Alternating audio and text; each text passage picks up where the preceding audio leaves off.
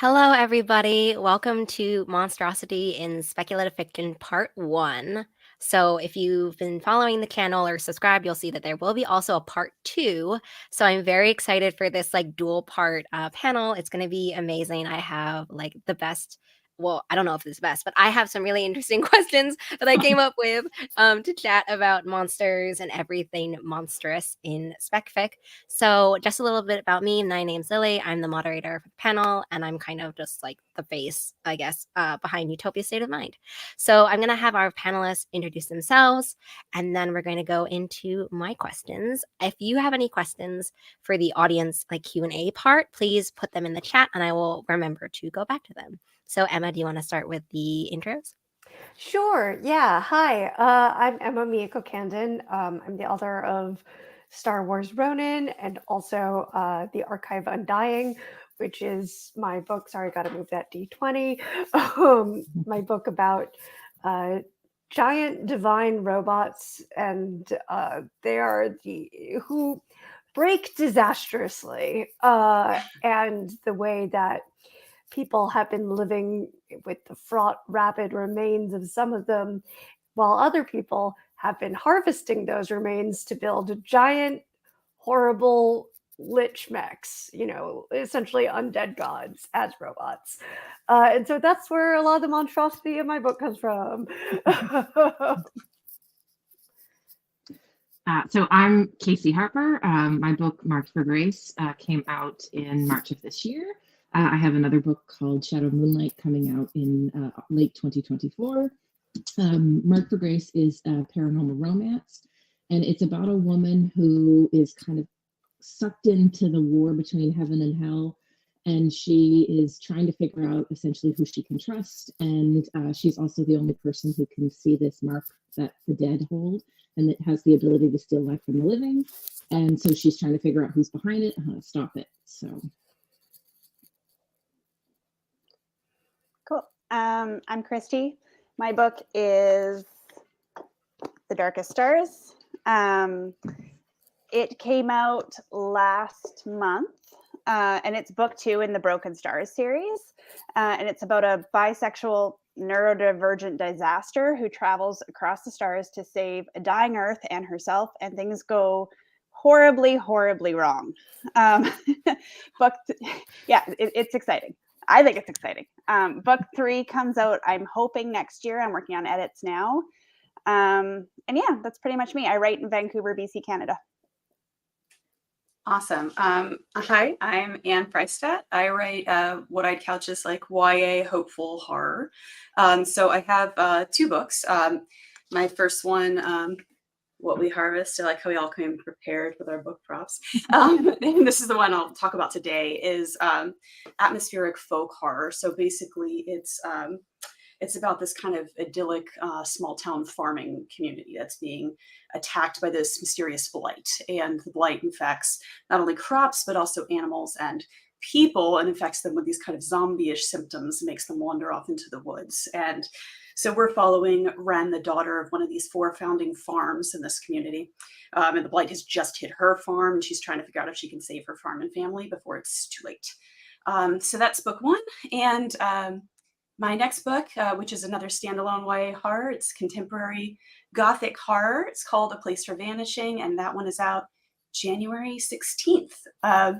But yeah, I'm just, as a horror author, I'm very into monsters. So I'm super excited to be here with you all and chat monsters. Yeah, well, that is the perfect intro. I want to just start off with a really basic question, which is obviously going to be, what does monstrosity mean to you? And did you think about this theme while drafting? Because I think that sometimes for authors, themes kind of just hit you afterwards, and you're like, oh, that's what I was trying to talk about. So I wanted to know if it was also like a conscious effort you're thinking about when you were drafting your book. So, I was gonna say, I can, yeah. So for me, some of it was intentional, some of it wasn't intentional. So there was some parts where like certain characters, it's multiple POVs. So certain characters, it's more about the mask they wear for me. So it's like their behavior and intentions more than anything. So I had intentionally crafted them to wear a mask that they looked like they were good, but they were actually not underneath. So it was more about their intentions and their decisions behind the scene. And then also kind of the overarching theme, which was intentional about who can you trust? Like people aren't exactly what they seem. But then there was also the literal side where it was like literal demons and things like that. So yeah, that was kind of my approach with it. Yeah. So it's going to be apparent as we talk that I'm a deeply nerdy academic sort.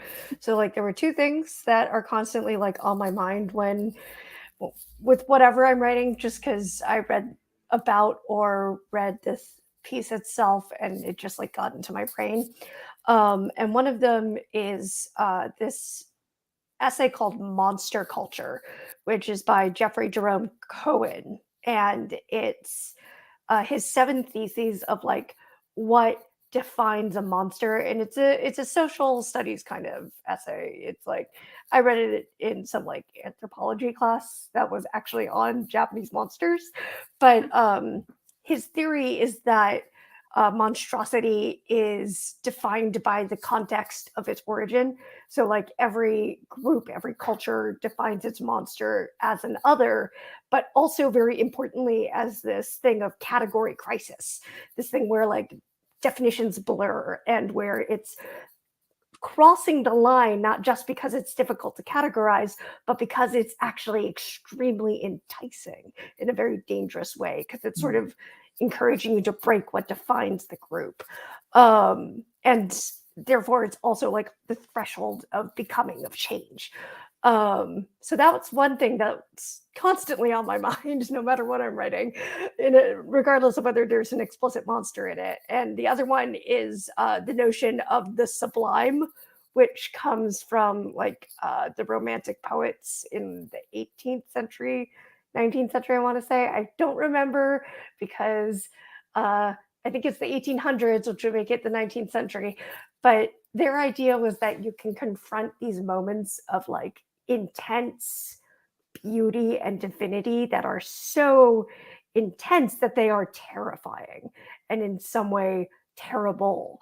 So like I think that's a lot of where my thoughts about the monstrous and the horrifying and the terrifying and simultaneously the beautiful come into play, and it's just sort of replete in a lot of what I do, but especially this book. I relate a lot to that, Emma. It's one of so like speaking of just nerdy academic tie-ins, like I took this class in college that dealt with monsters as part of the course, and one thing that they talked about there was this idea of like there being two basic kinds of monsters, two sort of fundamental reasons why they're scary. I mean, like in some ways, like I think monster in general in that class we talked about it as just something that's first of all inherently unnatural. And that can be in a number of ways. It might just be their motivation. There's something about it that's working against kind of the laws of nature, and that because they're the personification of something terrifying, they have to feel terrifying on some level to qualify as a monster too, right? But when this like two different kind breakdown was okay, the monsters that are scary because there's something inherently wrong about them, but they have also a little too much in common with us as humans. And the course really came back to Beowulf as grounding a lot of this. So that it talked about Grendel, if you all are familiar with Beowulf, but basically this idea of this very humanish monster who's living outside of society, wants to be part of it, but is just a little too wrong, a little too furious, I guess in this case, and really hates music. It just can't be part of that society. So the human monsters, and then there's the kind that's terrifying because they're so alien. They're just really, we cannot understand them. They are so unknown. They're so not understood. And that I think in Beowulf, that's sort of the dragon. This idea of like, oh, completely outside of society, never had anything to do with our society, really living just completely counter to it. Or like, eldritch horrors might fall in that category too, of just cannot be understood. And for me as a horror author, the monster is so central to the design of any book, right? Like, and the blight was I definitely thought about it in context of those two different kinds of monsters, because the blight and what we harvest presents at first as very alien. It looks like quicksilver or like elemental mercury. The community really doesn't know what it is or where it came from. They can't understand how it's infecting, everyone, and giving them these very zombie-ish symptoms. And so it goes from feeling very alien to, as the characters investigate the blight, trying to untangle its origins, realizing it actually has its own objectives. It has a hive mind. It has consciousness, and it starts to feel uncomfortably human in certain ways that they weren't prepared for. So I was really interested in that idea of kind of like, can we have this monster that shifts from one to the other, from so alien, it's kind of terrifying, to a little more human than we're actually comfortable with. I love that, Anne. And that's kind of how I looked at monstrosity as well in my books. And just to dork out with you and Emma about studying monsters in school, I took several different classes that dealt with monstrosity in different ways, and one of them was through a really kind of feminist lens. And the way that was constructed was that the monster or monstrosity could be anything unusual, but ascribed to some kind of wrongness. So like being evil or immoral or uncontained, repulsive. Anything that sort of falls into that bucket of what is considered human and what isn't. When I was drafting this book and book 1 in this series, The Stars in Their Eyes, I was much more conscious in book 2 of these themes. I think in book 1, it just sort of came out in the process without really realizing that I was filtering it into the story. With book 2, it was definitely a choice. And I think I wanted to explore monstrosity, but in general, but mostly I wanted to take a look at what was defined in what I studied in school, which was like the monstrous woman.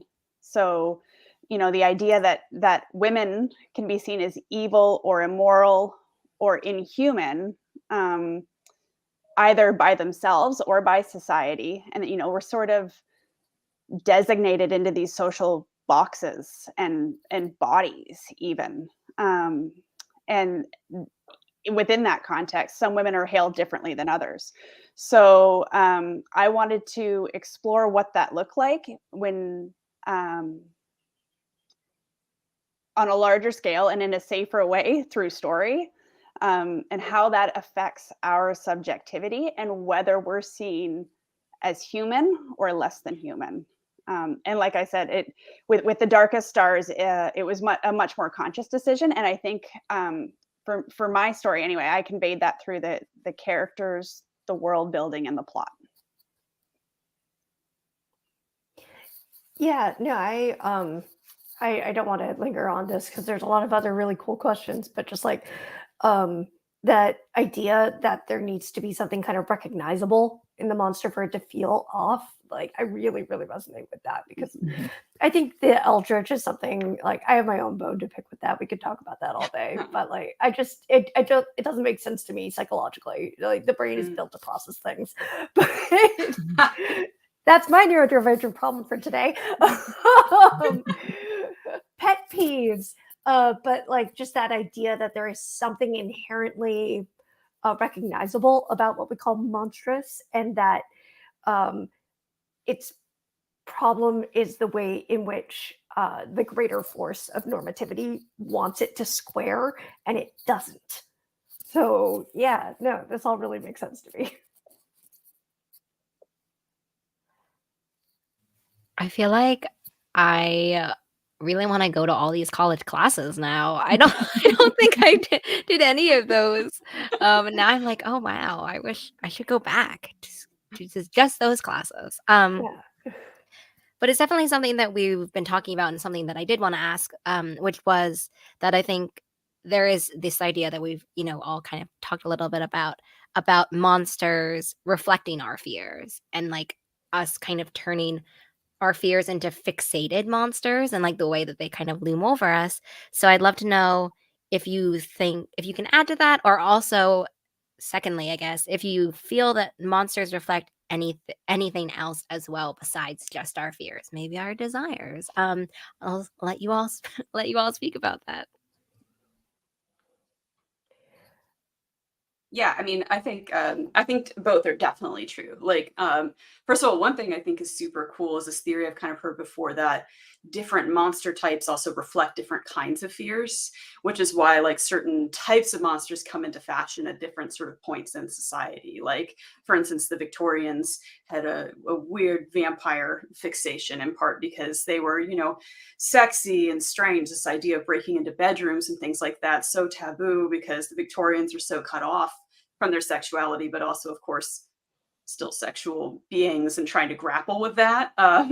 But like, so zombies, for instance, I've heard represent overwhelm.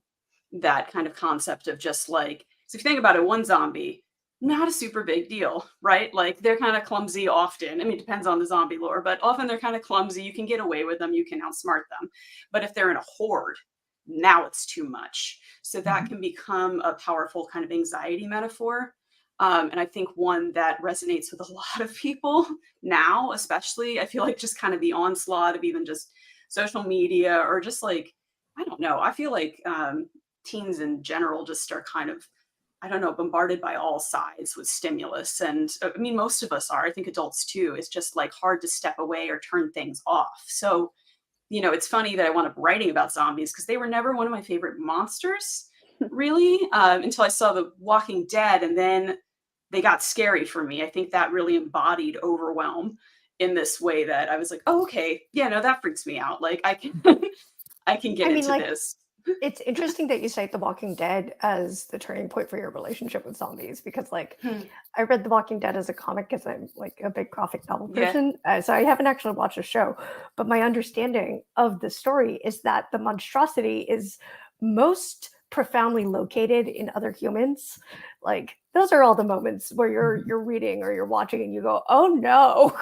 So like, Oh, yeah, yeah. no, for sure. I mean, like that's definitely a trope of like zombie horror and in general, Oh like I yeah, think that yeah, yeah, yeah. post-apocalyptic horror, right? Or like That's most totally kinds, true. right? Yes, you are correct. Like, but then you do also have the monster itself, which is there to, Mhm. I feel like, embody that Yeah, additional concept. Like, yeah, but I think that's definitely true. I think that like 28 Days Later, all sorts of things. yeah, Like yeah. in general, yeah, monsters can kind of represent that like mm, sort of like a shattered funhouse mirror of humanity and kind of Right. like, you know, show us sort of like they can show us like what we don't want to be in a certain way, Yeah. but then also they can of course show us what we do maybe want to be or wish we could be, or like you were talking about, Lily, that idea of them representing desire, that kind of freedom or catharsis. And like Christy, I was thinking about that with your talking about the feminist kind of take on this too, that I think often monsters can show like, oh, what would it be like to operate outside of the rules of society? Totally. Totally. And that's sort of, to me, when we're building on like monsters can reflect our fears, they can also reflect our desires. But I also think that like if you're thinking about outside of society, I think monsters can also reflect difference. Like the idea of the other, which is actually what I literally call the aliens in my book. I call them the others, which is a little on the nose after having studied this topic, and specifically gender studies, which is a lot of the content that we learn.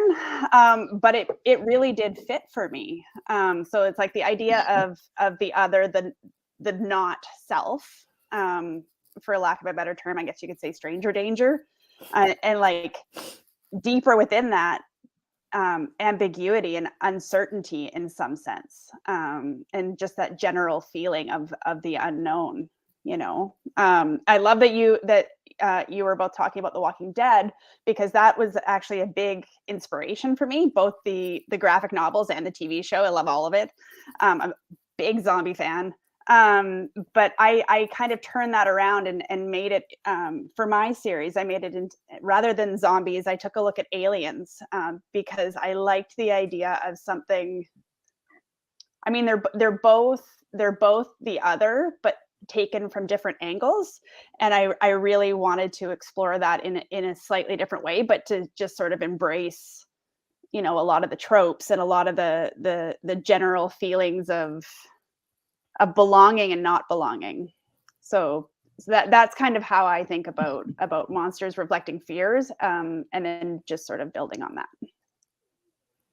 I've always perceived them as, like, for me, it's the internal obstacle. Well, even though like it may represent as a physical being or a person, it's the internal obstacle that the character, having faced that, has to overcome. So, is it like, how do I deal with this? How do I overcome this? Like, is it internal and external? Is it just internal? So, yeah, I try to, I always look at it like an obstacle, whether it's getting past someone who's trying to hold them back, or whether it's actually facing down the demon who is trying to slaughter them. So, it's, yeah. But no, the zombie one I really like. Like, I really like, I've never heard them referred to as overwhelmed before, but that one really fits. I really like that one. But yes, Yeah. no, yeah. Yeah, no, absolutely. Like, I feel like everything we're talking about just, and this is partly because it's built into the framework of my brain, but again, I super recommend looking up Monster Culture, it's a very short essay, and it just lays out these 7 like theses of like what defines a monster. And I feel like we're just talking through all of these theses without naming them, because like one of them is the monster is defined by its origins. So like the fears of the time are embodied in the thing, but it's also again about that thing that you kind of are anxious about and in some ways are drawn to, even as you are repelled by them for reasons that might be valid or invalid. But yeah, no, it's I find myself drawn to monsters. Like, obviously I have been since college at least, but these days I just find myself so interested in them as a lens for working through identity. um and I think that's something that a lot of us on this panel resonate with. Yep. Yeah, and I think that's a good segue to what I wanted to talk about next, which is, and something that we're all kind of echoing as well, which is the reflectivity in monsters in terms of what they're, and specifically for the book, grounding it in the books that you all wrote, the way that the monsters in the books reflect things and show the characters about themselves. I was wondering if you could all talk about how you interpret that theme within the context of your book, and how your main characters sort of interact with that theme.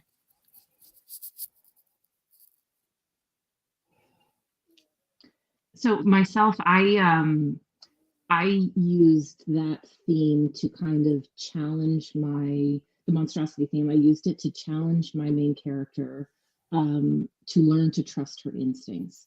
So trusting her instincts was like a huge kind of theme throughout the book, where she was constantly, like, she has a lot of doubts. There's a lot of bad things that have happened to her through her life, and she's kind of not yet reconciled a lot of those things. And so she's faced with suddenly being thrust into this like war between heaven and hell.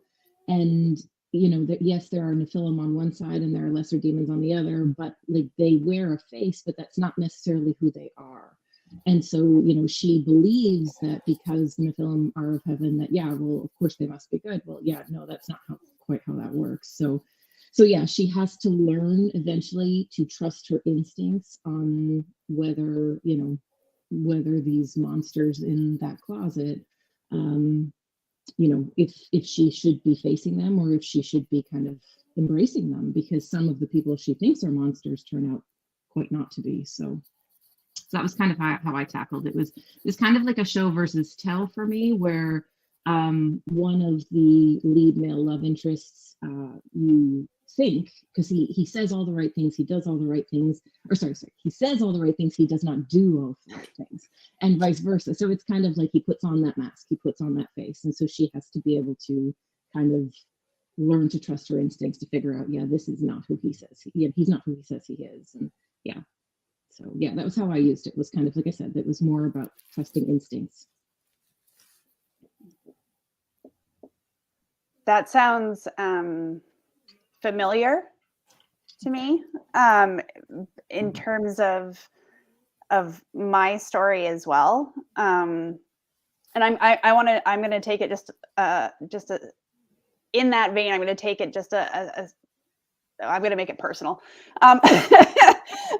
Is that for the Broken Stars series, for the main character Calais, she doesn't trust herself, and she's learning to do that through the monsters in the book, through the inner monstrosity that she sort of embodies, and that she's experiencing. And that comes from a very personal place in my life, where and I've been pretty open about this, is that when I came out as bi as a teenager, I wasn't like in my family generally, if you're not at least a little bit queer, there's something wrong with you. Like, everybody's a little bit gay.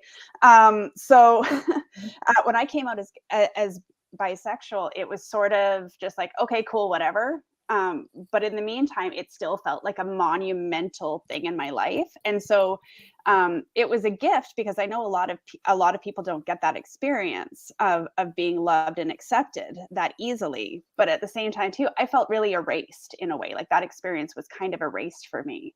And I spent most of my life feeling like I didn't quite feel seen, or I didn't quite belong. Like, I personally felt monstrous in heteronormative communities, and I also did in queer communities too. Like, it's like that like, you're too gay for the straight people, but you're not gay enough for the gay people. And so that experience actually shaped what in the end turned out to be Calais, and this intense need to be accepted and loved, which is really at the core of the stars in their eyes and the darkest stars. And with the idea that she shouldn't have to, or doesn't want to, control or limit the things that make her different, like her monstrous character traits, but that she wants to embrace them. And I think like, that's just in a way sort of piggybacking off a lot of work in the speculative ecosystem. Like, I think a lot of authors have explored monstrosity in relation to showing us more about ourselves. Like if you look at like Mary Shelley's Frankenstein, or I really like Martha Wells' Murderbot series, or Jurassic Park. Like, I think they all show us a very candid, often very violent, but illuminating view of humanity. And with my book and my series overall, I'm hoping to at least, do a fraction of that, in that the readers get to enjoy that. I mean, I use the word enjoy loosely. It's not a fun ride for Calais or for the readers, but that they get to experience that along with her in a safe way. Like, that's through the power of storytelling versus other avenues. Yeah, I like how you brought this idea of safety a couple times, Christy, and I love that, because I think that's really true of genre fiction in general. Weirdly, it's actually one of the reasons I love horror and monsters. I do think that using monsters as metaphor, using horror as a metaphor, is a safer way to process some of these parts of ourselves that are scarier, and that may be scarier for readers too. Yeah, I think I was just thinking about with what we harvest, how to answer this question. I think that in this case, yeah, the monster and the main character in particular are very closely linked, because this is not a heavy spoiler, because on page 3, Ren, who's the main character here, is a 16-year-old who hasn't dealt with blight firsthand before, because her parents have been very protective. It infects her farm. And in trying to protect her own crop, she breathes in the blight and is exposed to it. And she spends a while wondering if she is indeed infected. And that becomes more and more obvious as her symptoms advance that, yeah, she is. And she starts hearing the Blight's voice in her head, in addition to starting to experience the symptoms she's read about, as these kind of nightmare scenarios on flyers. And that she's starting to have these delusions and, she's starting to lose control of her body to the Blight's kind of will. And so I think one thing that she really struggles with in What We Harvest and the community at large starts to struggle with more and more is this concept of guilt. Ren wonders on a lot of levels how responsible she is for the Blight's actions at large, because she actually is very worried that she's played a hand in letting it free in the first place, that she may have actually released it on her community secretly. And this is something her dad has not allowed her to share with anyone, her role potentially in doing that. So everything the Blight does, she's always racked with this idea of like, how much did I do this, by setting it free? How much am I responsible for all of the blighted horde? But then as it also takes control of her body, she as well struggles with, it turns her against loved ones. It makes her do things she does not want to do. She tries to fight it from within with varying success. And fundamentally it challenges one of the scariest things I think she believes at the beginning of the book, which is this idea that things don't get better, they just inherently get worse, and you kind of have to make do with them. Like something starts as good and perfect maybe, but it will inevitably break down. So all you can try to do is stop that decay for as long as possible. And for her, this comes in a lot thinking about her parents' divorce and things like that. My parents divorced when I was early teen as well, like a kid, like 10.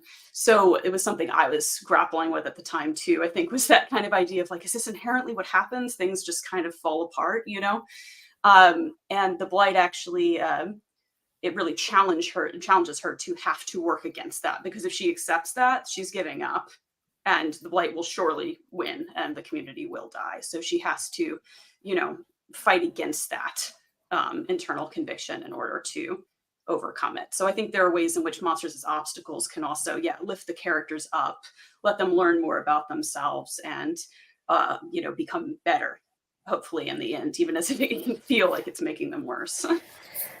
Yeah, this is interesting to me on a couple different levels. One, because possession is something I'm just like recurringly interested in. Voices in the head is something that shows up almost everything I write. And that's in part because I love ghosts, but also it's just I have studied brains a lot, and hallucinations are way more common than people realize. But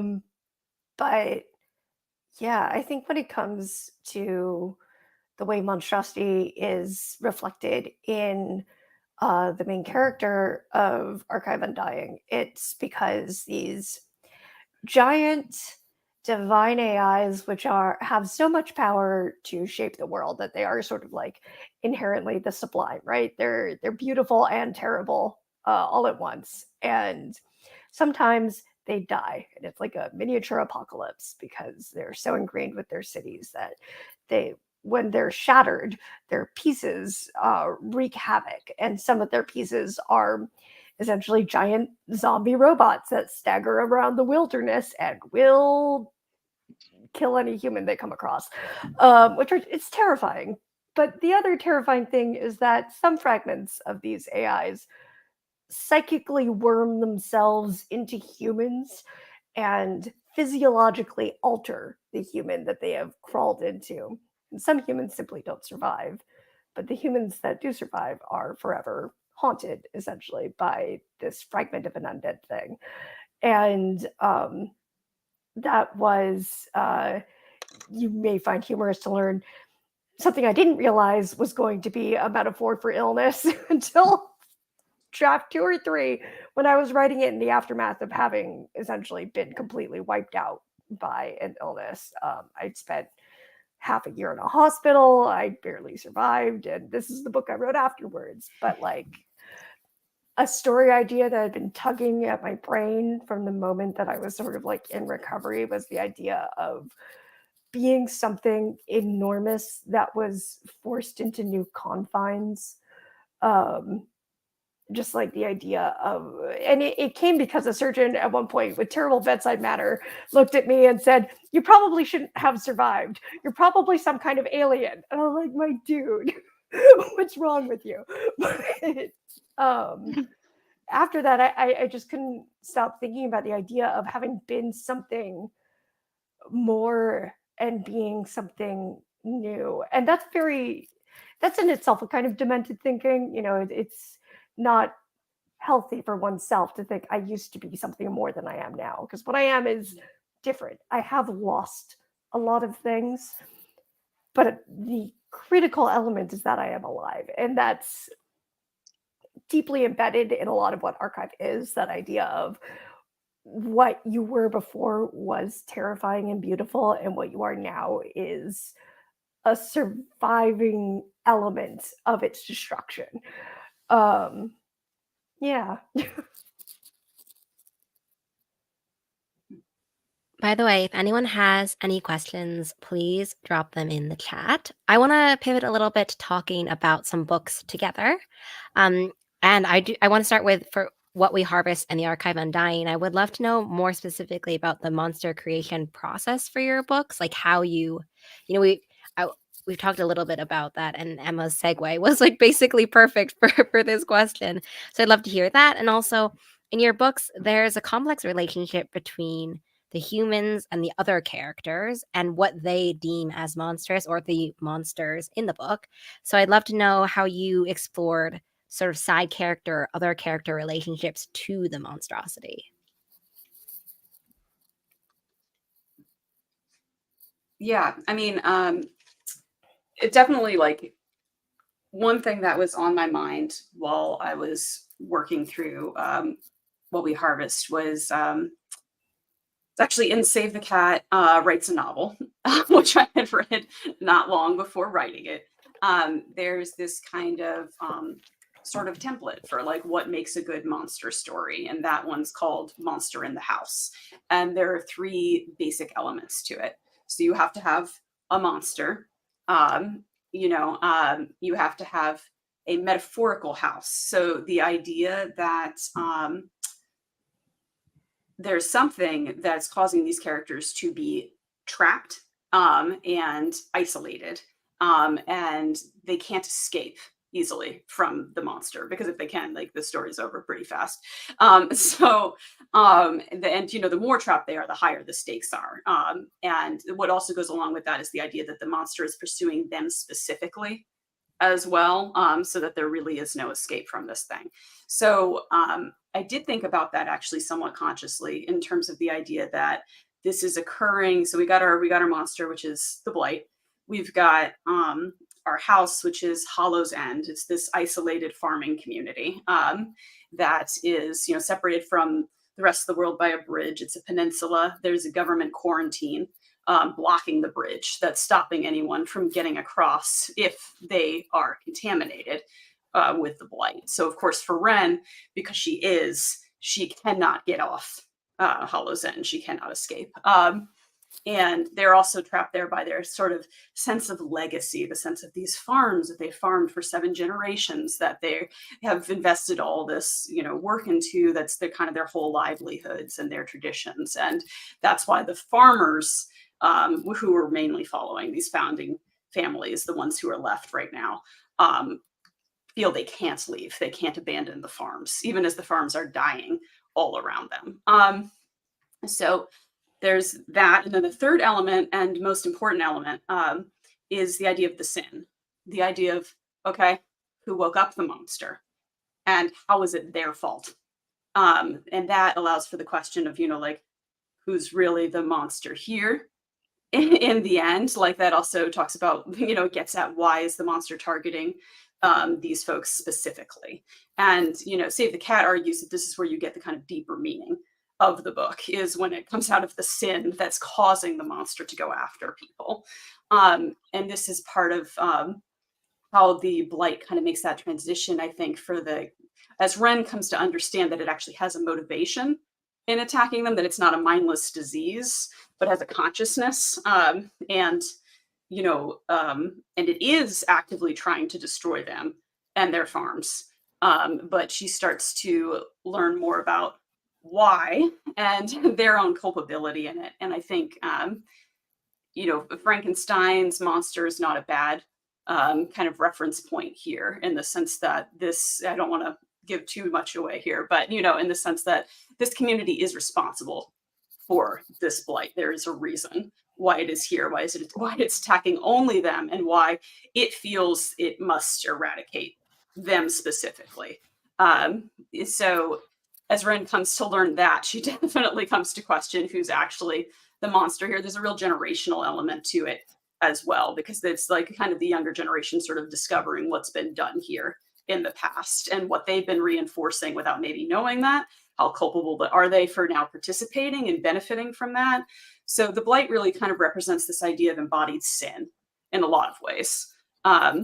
So that's sort of what I think the community of Hallow's End is struggling with at large. They would have to give up the benefits they've reaped that the blight has given them in the past, in order to destroy it. That might not make a lot of sense without knowing what happens in the book. But anyway, I think the idea of the sin is very important, and that's definitely a central idea in what we harvest.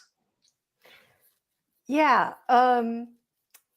This is reminding me so much of we're all circling around this thing that is just, I think, so naturally true to us as writers, but I think it's also fairly widespread now in almost a meme sense of like, what if the real monster was man?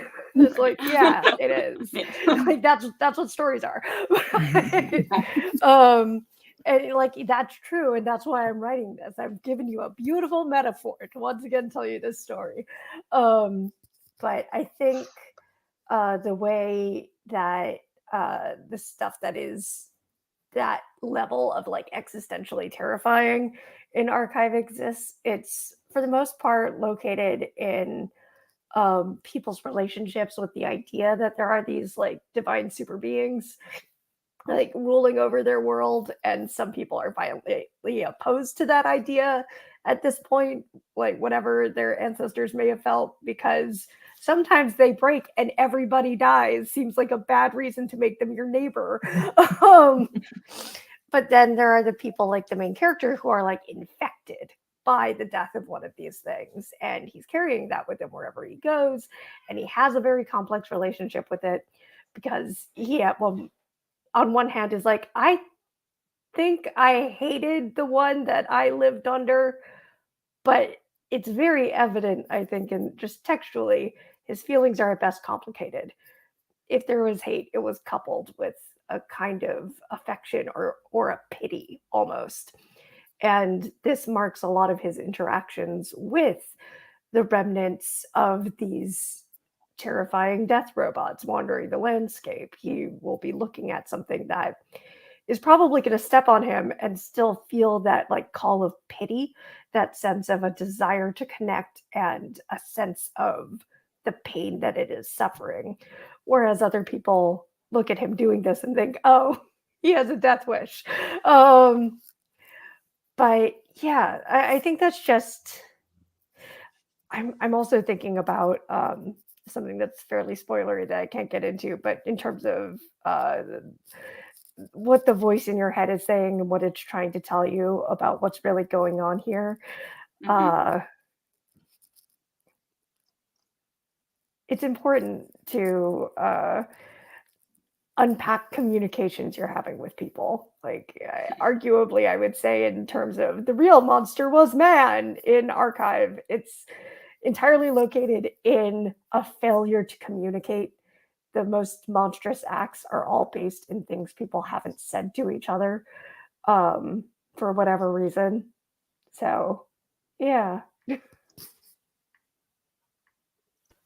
I know, I feel like I could have also linked both of your books by just voices in there in your head and what the voices are telling you. Mm-hmm. For Marked for Grace and The Darkest Stars, I would love to talk a little bit about identity and monstrosity. And so, for new readers who maybe have not read your books, maybe you could just also chat a little bit about how influential your main characters' identities are in terms of monstrosity.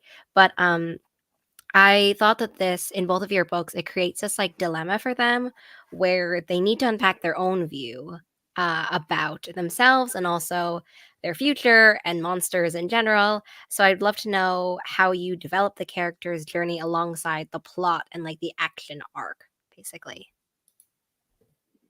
So for Grace, for my MC, I had to. So there's a lot of things to unpack with her. So there was the death of her mother. Previously, there was the fact that her father was never in her life, and she ends up eventually kind of throughout the story. I have to kind of feed the reader little tidbits about her past, so that we can kind of get a sense of what she's gone through and how it affects how she's viewing everything that's happening now and what she does know and then what she doesn't know, because her mother was a shepherd, which is the group of people that it's the group of people that she's sucked into. So the shepherds are essentially, they're a group of like half angels, half demons who it's their responsibility to guide the dead from this world to the next. So whether that's heaven or hell. And so she, didn't know up until a certain point of her life, until she sucked into this world, that she was even a part of this world because her mother had hidden it from her. And she then has to wonder why, like, what monsters was my mother hiding from? Why did she need to protect me? And so it's the loss of her mother, and then it's the questions about why was her father actually not a part of her life. And then she's introduced, of course, to the love interests. And one, of course, is going to be half angel, one is going to be half demon. On their face, they seem pretty obvious, but again, it's those delving deeper in those layers. It's about kind of, for me, I typically tend to write more. Monstrosity tends to be more the psychology between the people. I do have monstrous characters, and they are kind of an add-in to make things just an extra layer of scary. But it's more about trying to figure out who you can trust. That's ultimately it. And so she has so many layers to that. And then so she's thrown into this world, and then there's other parts where she's like banned from being around certain groups of people by this group because they're very controlling. And so they control her life. And then she has so many mysteries about her past. And so it's her trying to kind of make her journey. And so I'm introducing things. I chose to do it in like a multiple POV so that I could sprinkle information into the reader while withholding information from Grace, so that she learns things after sometimes the reader has already learned them. And that was intentional, so that you're kind of, one, progressing the plot, but two, so that she, to build some suspense, but also, just because I wanted the psychology of it for her to learn it on her own and to go through it, and for the reader to watch her go through it. I love that. I think for The Darkest Stars, there is a sort of a similar kind of idea about who the main character is in relation to the world that exists and the other characters in the book. Like Calay's experience and her character arc are very intimately tied to her feelings of belonging, acceptance, and love, or lack thereof. She, and she kind of rebels against this. She's fighting. She does fight against, and she struggles to connect with other people. But it's also from within. It's on a lot of different levels, both real and imagined. And I can't. There's things I want to say right now, but I can't because spoilers. But she's basically got this very fragile sense of identity that falls apart and is constantly being challenged after the alien apocalypse. The Darkest Stars picks up about 5 years into the apocalypse. And so what does that mean for her and who she is when all of the structures and all of the systems that basically help us define who we are gone.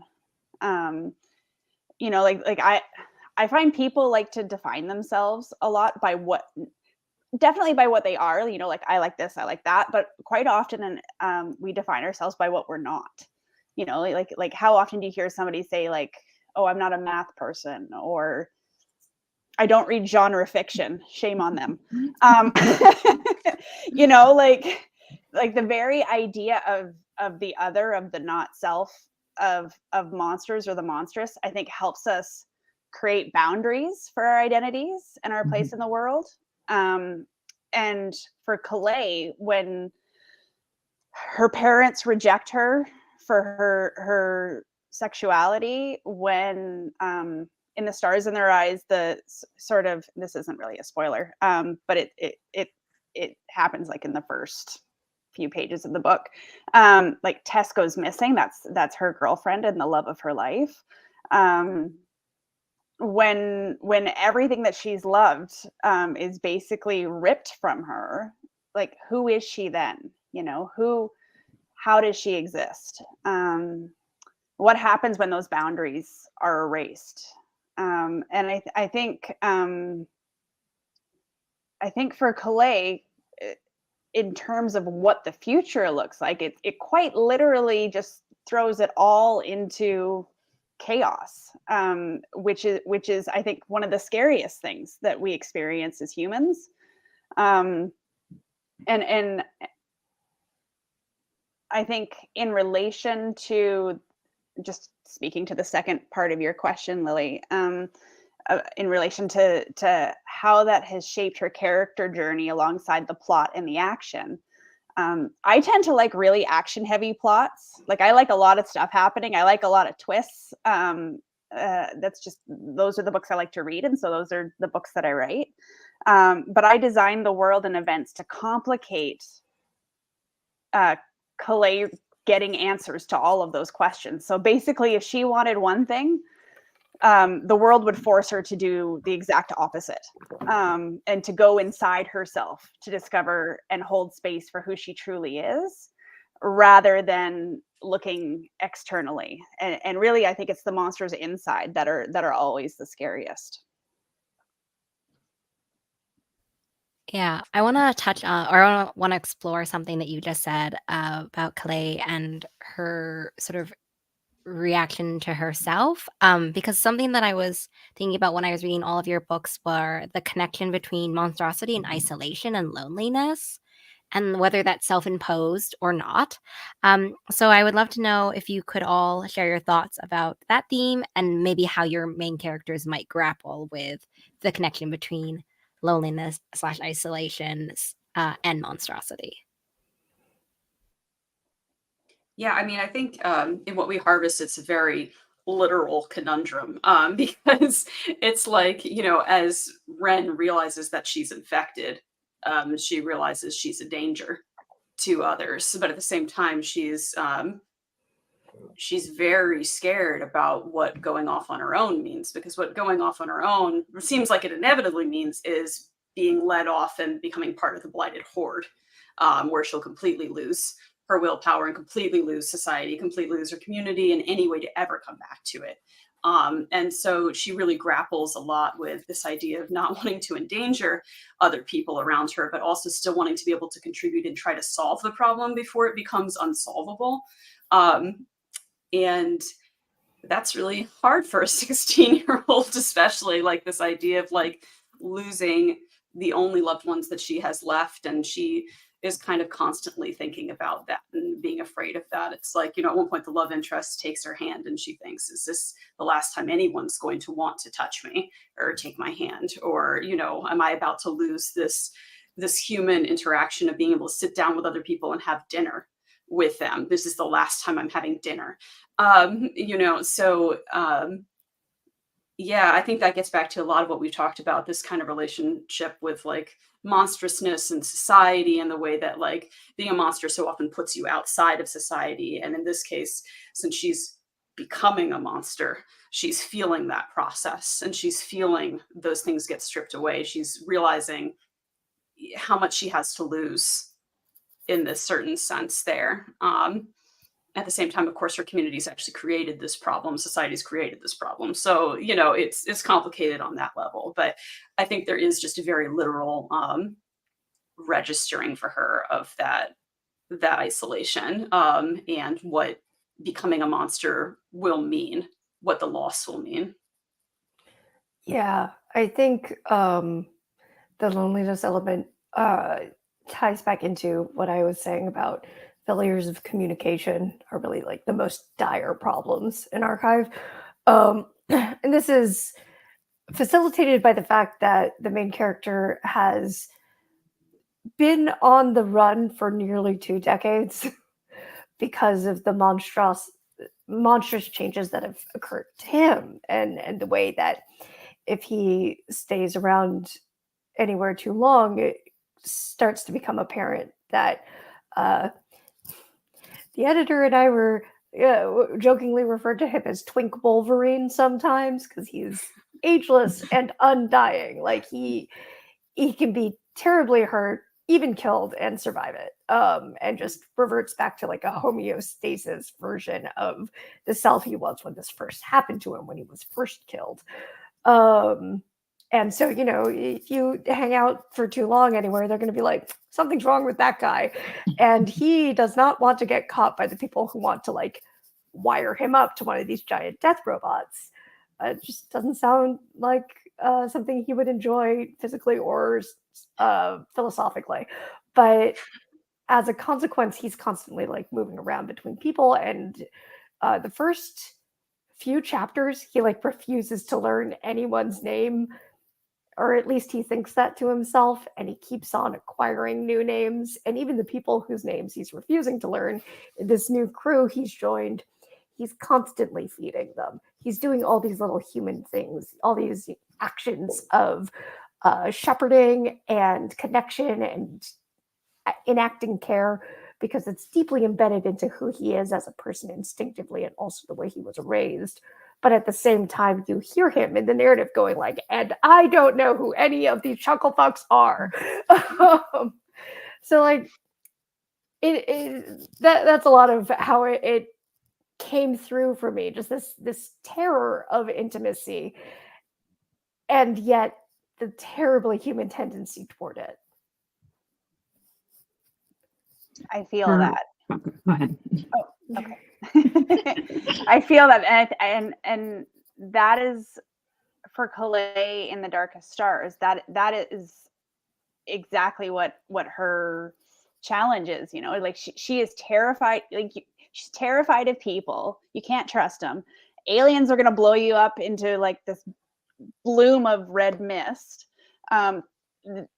Loneliness and isolation, while still craving and like needing on like a very basic human level, needing to belong and needing to feel loved, like that. Like I think it's such a fundamental part of the human experience, and yet for her, she can't reconcile that. Like they exist in her separate and apart, but at the same time is just something that she needs, and she needs to figure out.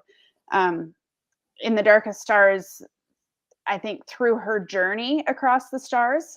So book 1 takes place on Earth. Book 2 does not. Like she goes into a whole other galaxy to begin to learn how to not only like connect with and find herself, but also others, and embracing that monster and that fear. So that she's not just surviving, but she's becoming the woman who she's meant to be. And I think that's a very human experience to have. Grace's experience with loneliness, there was a number of layers to her loneliness. So of course it was the loss of her mother, but then when she's pulled into the shepherds, they're all experienced. She's the only one who doesn't know what's going on.